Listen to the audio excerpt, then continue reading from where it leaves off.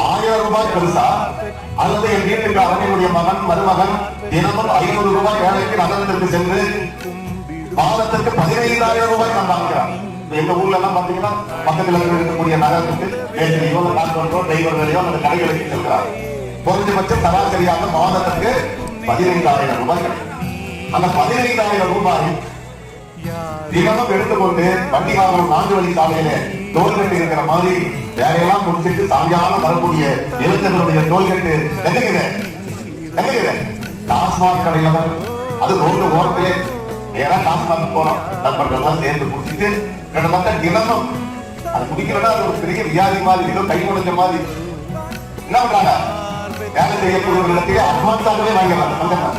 அட்வான்ஸாக தொகைகளை வாங்கிக் கொண்டு மதுக்கடைகளிலே குடித்து ஒரு பக்கம் புலன் கெட்டு போகிறது, இன்னொன்று என்னன்னா கல்லீரல் கெட்டு போகிறது, சிறுநீரகம் பாதிக்கப்படுகிறது.